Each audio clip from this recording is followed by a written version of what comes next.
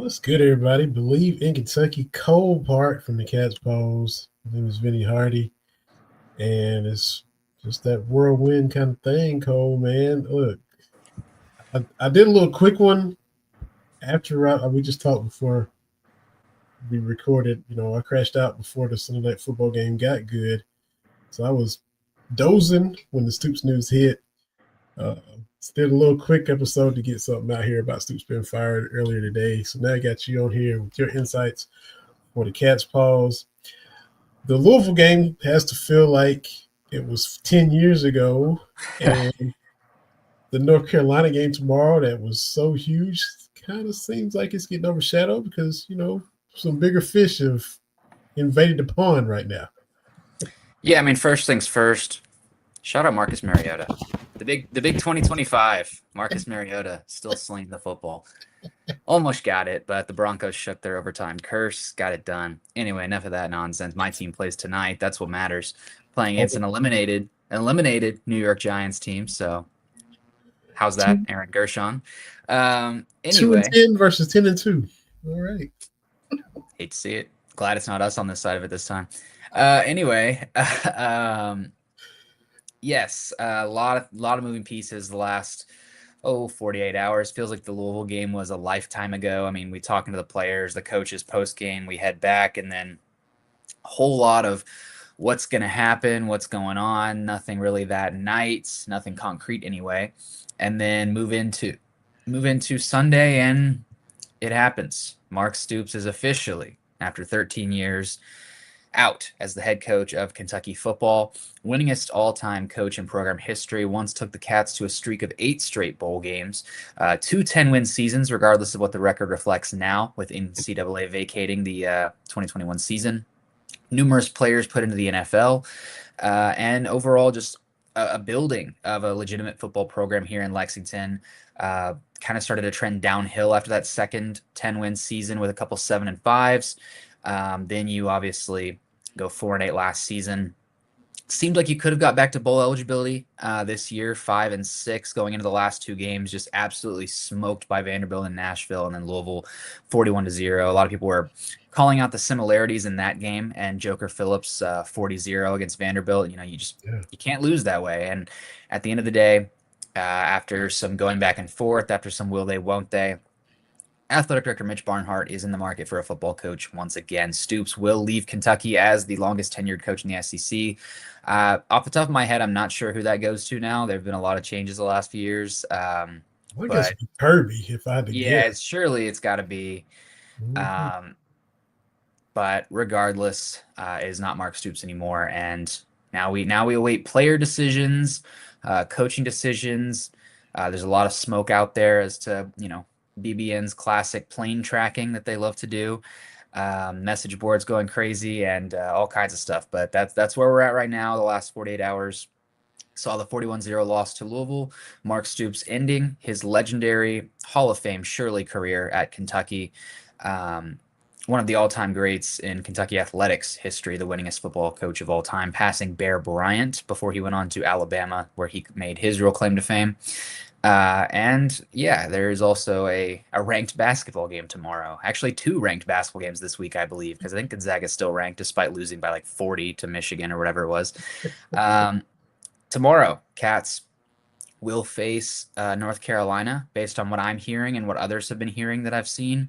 It seems like Kentucky's going to go into that one without Jalen Lowe and Mohamed Diabate again. Seems like Diabate is not practicing still with the Cats. That's not the greatest sign, but this is a chance for Kentucky. It's a really big one for Kentucky basketball too. I mean, after the first 2 ranked contests of the season against Michigan State and Louisville went quite poorly, we'll say. Particularly the New York City contest against Madison Square Garden, where Diabate got injured in the first place. This is a big one that the Cats need to get. Could either be one of the best weeks for Kentucky basketball or one of the worst, depending on how that goes. But like you said, it kind of feels a little insignificant right now because we're dealing with, for the first time in over a decade, a football coaching search. Some fantastic players that are going to have some big decisions to be made. Signing day, National Signing Day on Wednesday. You know, it's interesting landscape right now at Kentucky. Definitely is. We're live on the Believe Network. YouTube streaming. So feel free to jump in if you got comments or questions. Appreciate you interacting. Rate, review, subscribe. Tell your news hits and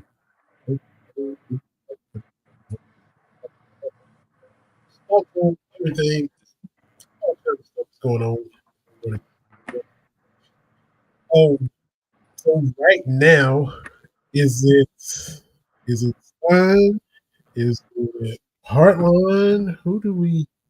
Those are the two that kind of separate themselves. If you had to, and some, Dan Mullen is lurking for some, but um, you saw Justin Rowland tweet out they want to have a coach in 24, 36 hours. Who do you think that will be if it plays out like that? Yeah, I mean, first and foremost, one of the biggest factors that you are concerned with hiring a coach now is that National Signing Day. You've got that coming on Wednesday. Kentucky's got a pretty good, I won't say pretty good, but they've got some players they really want to keep on that list. So making a new head coaching decision will be kind of pivotal in getting that going as quickly as possible. I will say, out of the two front runners, Stein and Hartline, you have a similar issue when it comes to the transfer portal, in that both coaches are offensive coordinators on teams that are expected to make deep runs into the college football playoffs, at the very least make the college football playoffs. That would keep them busy into January. If either of those coaches were to make the national title game, I believe that'll be January 19th. I think the portal opens on the 1st. So that's a bit worrying in that regard, but I will say that there's some other names on there. I would say I would, in my opinion, eliminate Dan Mullen. I don't think that there's a ton of smoke in that direction. The two big ones, there are some other names that are involved, but the two big ones that we're all looking at right now are certainly Will Stein, the offensive coordinator with the Oregon Ducks, and Brian Hartline, the offensive coordinator with the Ohio State Buckeyes, the reigning national champions. Hartline obviously has the connection with his brother being a former Kentucky quarterback, being on staff at Kentucky. I believe his contract is expiring, but he's still currently with the Kentucky football program. On top of that, you have Stein, who, played quarterback for Louisville, but is from Lexington. He played at Trinity, or not from Lexington. He's from Kentucky. He played football for Trinity High School in Louisville. Yeah. And his family is Kentucky fans. I believe his dad has season tickets to the program. He's grown up around Kentucky for a lot of his life. So there's a lot of smoke for both. If you wanted my personal opinion, I would still expect the hire to be Stein. A Heartline hiring would not shock me. If it got beyond those two, I would be shocked a little bit. But my pick, if you wanted me to place a bet right now, I would pick Stein. I don't know for sure that's who it's going to be. There's still a lot of smoke for Heartline. There's still some smoke for some other names that I don't necessarily expect the search to get to, but that's where I would go. That's what my personal opinion is. Regardless, I'm a sports journalist, so I've got stories pre-written for both of them, just in case. And then that, regardless, turns a lot more attention towards, okay, well, now what is the team going to look like? Who are the players that they're going to retain? Who's going to leave? There's a few players that, I've already had that I expected to transfer before Stoops was fired. A few players that I knew of that were going to transfer before. Will they still do so depending on who the next head coach is? Players that were going to stay before, are they still going to do so with a new head coach? What about transfers? What about flips? If you're getting a guy from another program, what about his commitments there? Is he going to flip those guys? And then you also have to look at other coaches as well. I mean, you're coming into a situation where Kentucky only has 3 coaches on deals that don't expire this offseason. That is, of course, Bush Hamdan, the offensive coordinator. If we're calling a spade, I would expect Bush Hamdan to also be bought out of his contract, whoever the new head coach is. I do not expect them to retain Bush as the offensive coordinator with a new coach. Wide receivers coach LaDamian Washington, don't know. That would be a big one to retain. He's very good at what he does, but again, not sure. You usually expect kind of a clean slate type deal where a new coach comes in. And then you have offensive lineman coach Eric Wolford, who, interestingly, Kentucky got its JUCO offensive lineman commitment today. Wolford allegedly told that player that Kentucky will honor his commitment even with Stoops gone. So you have a player committing to a team that doesn't currently have a coach today. Wow. But regardless, there's a lot of intrigue and interest into, who's going to fill up the rest of the coaching ranks. If you want my personal opinion again, do not expect Brad White to return as the defensive coordinator. Obviously, his contract is up this offseason regardless, but in my opinion, I do not expect whoever comes in to take over Kentucky would retain him. Personally, to me, I didn't really expect White to return regardless of if Stoops did or not. I think that, Mm. without getting too into the weeds about specifics and trying to, leak information, I think there's one real job in particular that you have to look out for with Brad White in terms of what he might take. I would expect him to take that job. I would expect it not to be in Kentucky, but maybe still in the SEC. So we'll see. Mm-hmm. And let's see, you said, as far as what you said with Bush, the top targets coming in are offensive guys. So Mm-hmm. they're going to have their philosophy. They're going to have their guy pegged for OC. They're going to have their hand in the offense to however much of a degree they want. On the flip side, for White, if he stays in the league, he still could possibly be working for another defensive minded coach if we're on the same wavelength. It's, I believe we probably are. Yeah. That one's been rumored and allegedly leaked to death. It makes the most sense. It's still what I'm expecting to happen. Regardless, I don't hate it either. I want to put that out there. Obviously, there's a lot of frustration that Kentucky made this decision when it did and missed out on Summerall. I would also add that I'm not John Summerall. I don't know what he would have done, but Mm-hmm. there's not a guarantee he takes the Kentucky job regardless if Florida's still open the way it has been. Um, so it might have worked out the way it was supposed to in that regard. But regardless, with Stoops, his tenure coming to an end, I think this is probably the best thing for Kentucky. You had Stoops coming in, former DC at Florida State, Joker Phillips before that, Rich Brooks before that. I mean, it's really been since I would say Hal Mummy probably that Kentucky had truly an offensive oriented coach. So feels right to give it a shot with an offensive minded coach as opposed to a defensive minded coach. At the very least, it'll be entertaining. um, Yeah. but I think that I think this could be good. I think, in my opinion, either Stein or Hartline, I'm excited to see what either of them could do. Um, Again, my opinion is still that it doesn't really get beyond those two, though there are other names in the running as well. Those are not the only two names by any stretch. I just expect it to be one of those two names. Um, I like the potential that both have. Um, there's a lot of to be excited about with both. There's downsides to both. Right now, it's just a matter of who can Kentucky get. Obviously, if you go with the Heartline route, he's obviously very very good at what he does. Was the offensive coordinator for a national champion last year. Mm-hmm. Knows this area well. Is a phenomenal recruiter.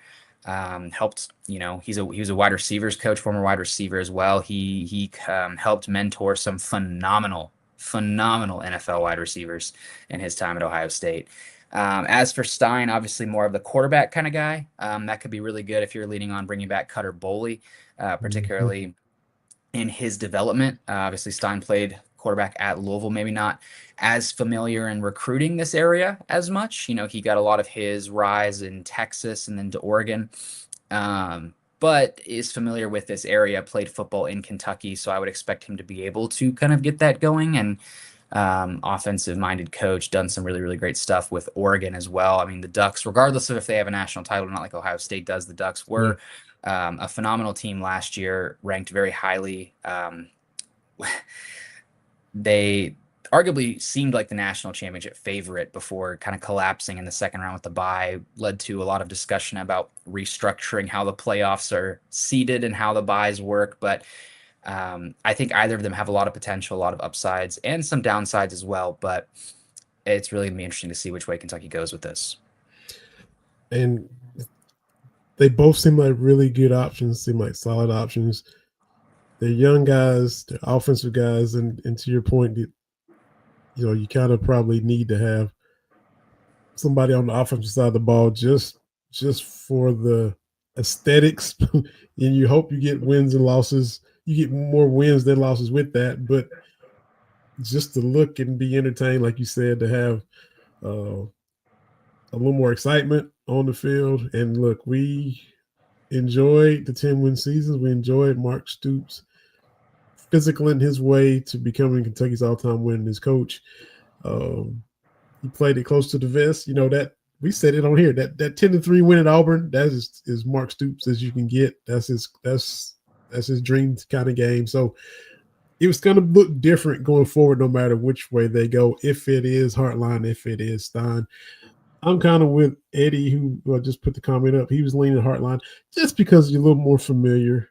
I remember when Mike played here. He was underrated. He was a very solid quarterback. Good junior year. Was on his way to a really good senior year. Look, you know the history of Kentucky, and gets hurt. Everybody in the building can remember when they beat South Carolina and Steve Spurrier, and they had Lattimore and all those in-state studs that South Carolina had, and they were down 28-10. They come back and rally and win, things like that.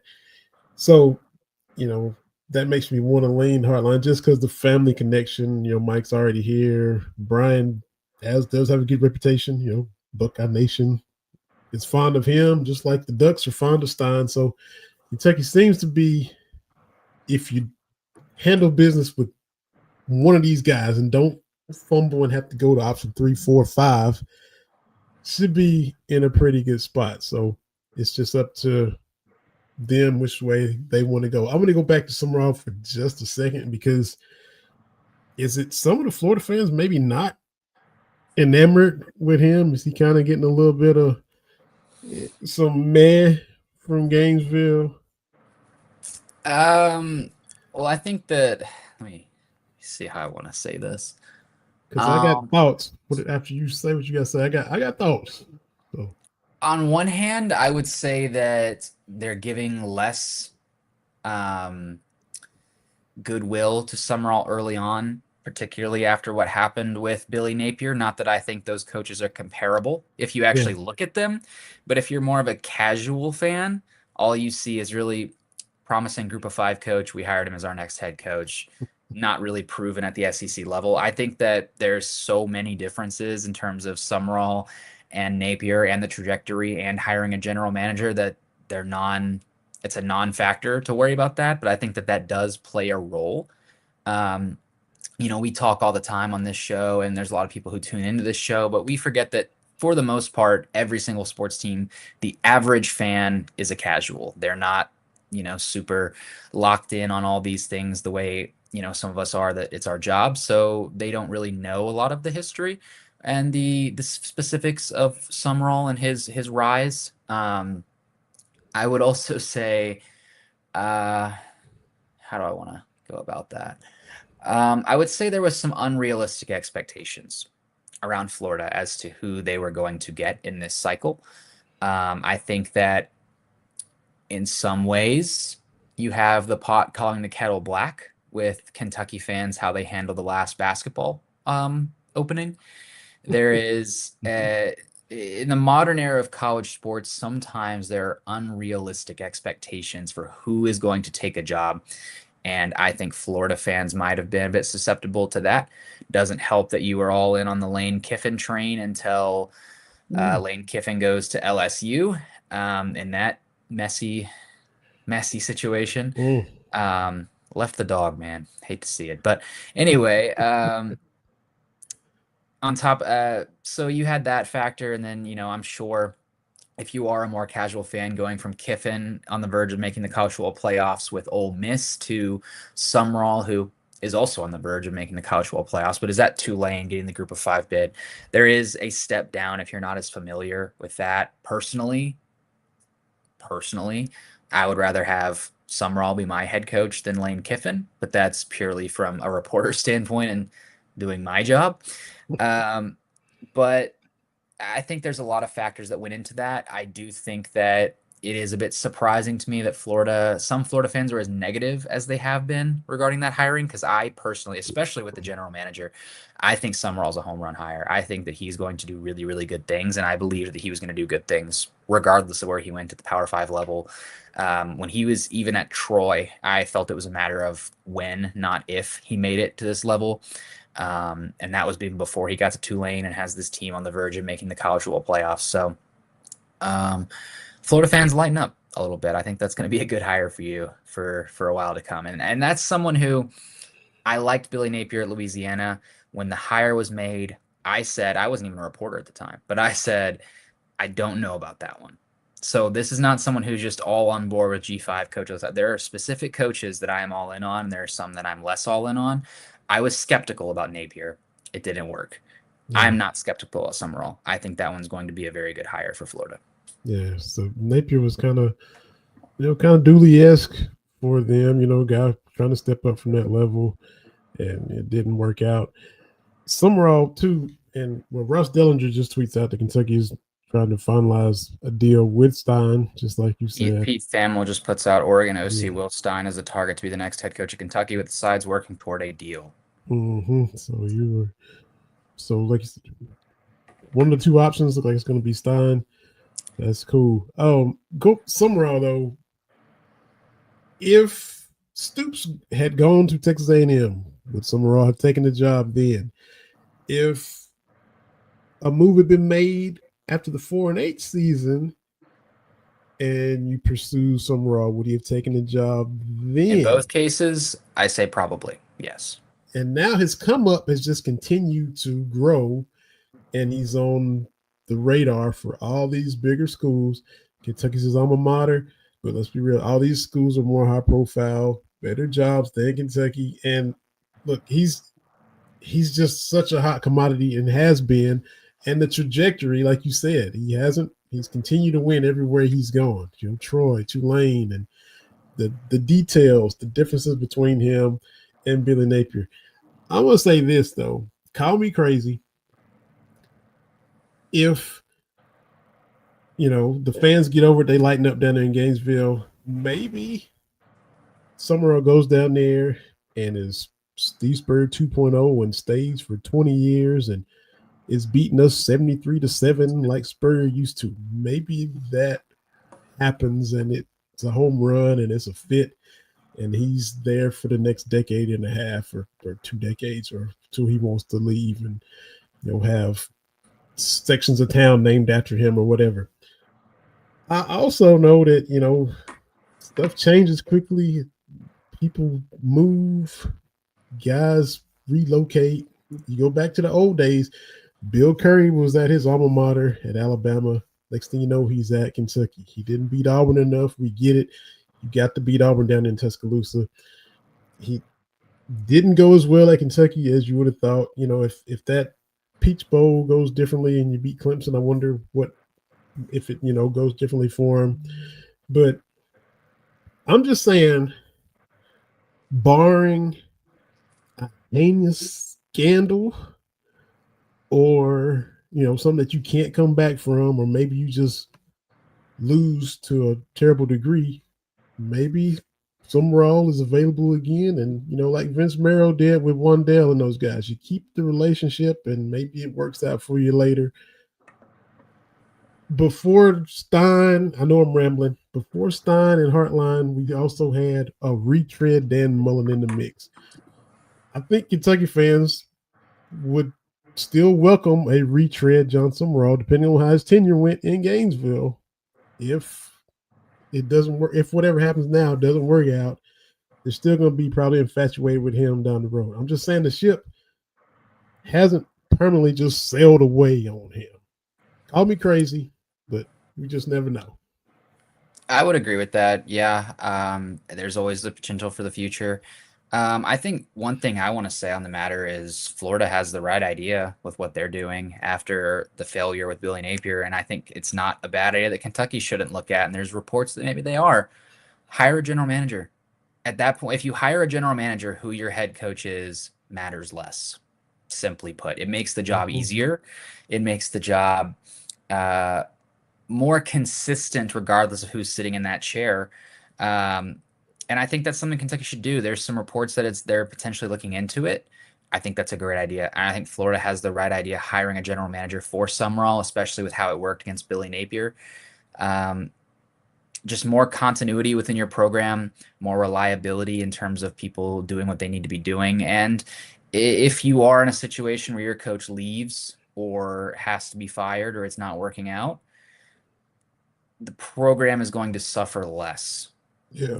So I think that is the future of this sport. You're seeing it in basketball as well. North Carolina decided not to fire Hubert Davis. They decided to get him a general manager instead. They might Hmm. still end up firing Hubert Davis in a few years, but regardless, they're trying out a GM before they make that decision. I think that as we go along, as college sports move closer and closer to pro sports and the way they're handled, and NIL and the transfer portal, and it kind of feels like free agency every single year with one year-to-year basis contracts. It's the way to go. It's the only way to go, and teams that fail to adapt to that are going to get left behind, in my opinion. Yeah. We've seen And Kentucky. We've seen Kentucky fall behind before in these changes. Let's let's not fall behind on this one. exactly. And as it's been brought out many different times before. Champ Kelly played at Kentucky. He's a general manager right now, interim general manager in the NFL. If you want to bring a guy in, you got a guy that's kind of already doing that job. You Woj went from being Woj to being the GM for St. Same Bonaventure. Bonaventure. So, Champ Kelly is there. I mean, maybe he's been contacted, maybe he hasn't. We shall see. On three saying Kentucky is hiring Will Stein per Chris Lowe and Pete Nakos. So looking like Stein it is. So you Yeah, were not shocked by that at all. That's who I expected it to be. That's what I had my money on. I would have been happy with Hartline. I think that would have been a good hire. I wrote something up just in case, but everything I'd been hearing today was that Stein was the guy, and if it went beyond that, it's because Stein said no. mm-hmm. So I mean, you got youth, dude's 36 years old. Uh, invigorating, shot in the arm, offense from the state, knows the state. So checking all those boxes. Um, let's just let's just have a consistent defensive coordinator that works. Let's not shuffle in DCs every other year. That'd just be maybe a basic request from the fan base. If you can just get a good solid DC, have some continuity, and let's go. Let's see what we got. Young fella in the SEC. Let's see what we got. I also want to just fire back on something too. It really bothered me when Kentucky made the decision to fire Mark Stoops. Even before the decision was made, when that conversation was going on, there was a lot of talk of, well, who are you going to get? Who's going to be better than Mark Stoops? Who are you going to get? Even when the decision was made, there were people saying, it's Kentucky. Who are you going to get? Kentucky filled faster than other jobs did. Preach. I was thinking Kentucky put two guys they wanted on their target board. They got their top target, and it closed faster than other jobs did. So I'm with you. And I was thinking that. I was thinking that earlier. I'm like, that's always objection number one. Well, who you gonna get? Who you gonna get? That was the question when the program was in a lot worse shape at the end of the Joker era. Who you gonna get? You're always gonna get somebody. Somebody is gonna take the job. Is it gonna be a fit? Is it gonna work? Maybe not. But somebody's gonna step up and be willing. Well, that was my take what the you job. just said fired me up a little bit too, because I felt strong. Because when everyone says, who are you going to get that's better than Mark Stoops? It is entirely possible the person you hired next is not going to be better than Mark Stoops. You don't fire a coach because you necessarily because you think you're going to get someone better. You fire a coach because you decide this is not working. This, what we are doing right now, is trending the wrong direction.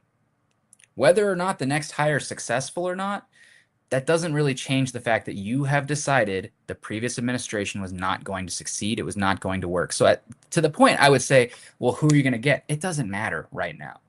Yeah. It doesn't. The point was this isn't working. The point is this is failing. It's not going to get better. We need to make a change. Now, it is important to make a big hire to get someone who you think will succeed, and I think Stein can do that. But the point of, well, who are you going to get always frustrated me, because that to me fundamentally misunderstood why the change needed to be made. The Yeah. change didn't need to be made necessarily because there's a top candidate out there just ready to take the job. The change needed to be made because it wasn't working.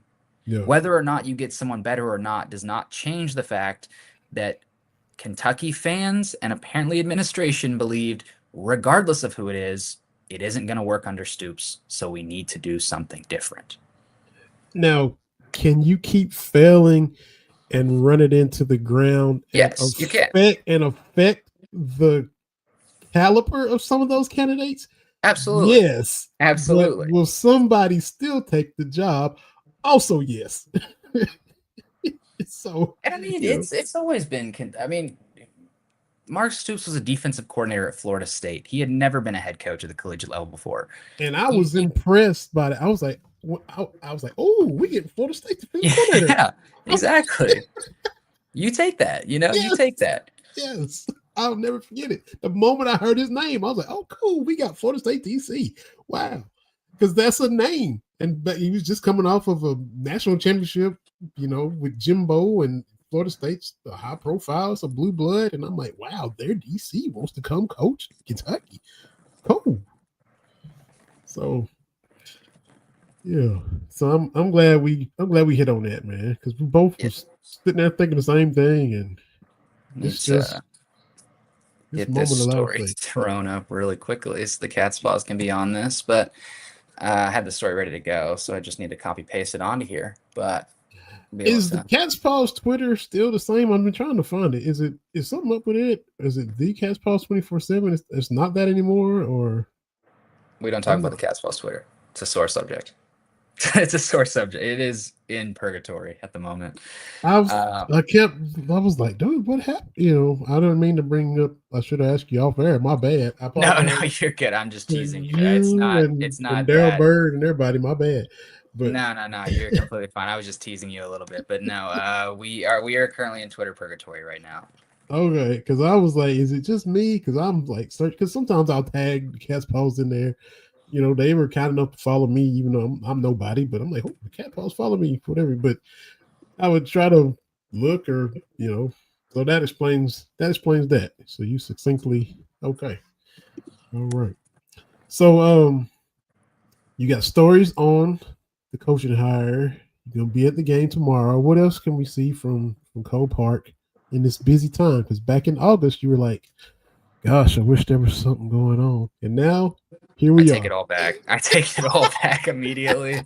Oh my God, do I take it back? I surprised you can't see the bags under my eyes with this light on right here. I slept on the couch last night, like fell asleep with my phone in my hand. Oh man, It one of those yeah. kind of nights, and You've been grinding, man. Been woke up this grinding. morning and immediately checked my phone for more. It's been going on, but in the immediate future, we'll have some stuff coming up with this new hiring. It seems like it will be Stein, getting that put out now. We'll have some stuff covering that, his track record, get to know him. On top of that, we'll have stuff continuing coverage with player decisions, who's staying, who's going, who's new. We'll have signing day coming up on Wednesday, which is sure to have some stories coming out from our boy Josh over here at the Cat's Paws. And we'll also have, believe it or not, there's still a basketball season going on. Yeah, So we'll have some of that going tomorrow, some stories there. And I will do my best to not completely crumble doing all of this at once. absolutely, absolutely. So we got the hire as we were talking about who's next. So it's officially Will Stein. So all that official welcoming and uh, presser and all that kind of stuff is they're going to follow when they get that all lined out. Um, we'll talk cats and heels and all that at some point. I'm going to have an episode tomorrow with Lashard Binkley. He's from the Rocket Fuel podcast on the Believe Network. Covers the Houston Rockets. We're just going to talk a little Reed Shepherd because that was my pick. I'm biased as a Kentucky fan and a Rockets fan, but Reed was my pick for most improved player of the year, and he's doing his best to lock that up or be in the running for that with his play with Houston. So I will say just a quick comment. Garrett Witherington switched from Kentucky to Virginia Tech. My best source on that is that was going to happen regardless of who got hired or if Stoops was fired or not. That was entirely James Franklin making a big push for him. I've heard that decision was always going to be made whether Stoops was the coach or not, and regardless of who got hired, he was going to go play for James Franklin. So just throwing that out there. Good stuff. Good stuff. Real quick, man, your Twitter header. It is you behind Kevin Harlan and Stan Van Gundy. So when was that? And we never talked about it. So just real quick, let the people know, man. My Twitter header? That would have been. That looks to me like that would have been in probably Milwaukee last year. It was the telecast of a basketball NCAA tournament game. Yeah. Based on the way I look in that, I believe that was Milwaukee. Well, because it could have been Milwaukee or Pittsburgh. Okay. I think that was Milwaukee. Good stuff. So I was like, yeah, I've never seen that before. I'm like, look at getting the airtime behind the cameo with the legend Kevin Harlan and SVG, commentating about whatever they're talking about. And there's one Cole Park front and center in the background. So good stuff, man. Good stuff. Welcome, Will Stein. And here we go. So everybody follow Cole Park. Go to thecatspaws.com. All the stories are coming out. Consume all the content. Check back in with us from the episode. Subscribe, rate, leave 5 stars. Tell your friends. Appreciate everybody in the comments. Appreciate y'all hopping on here, checking us out. So keep it up. Stay with us. And we'll keep coming back. We'll keep doing these episodes. We enjoy bringing it. We enjoy your knowledge, Cole. And we'll call it a evening right here, right now, since the hire is done. Believe in Kentucky, Believe Network. For Cole Park, my name is Vinny Hardy. Go Cats. And let's beat the Hills tomorrow. And we'll talk to everybody later on.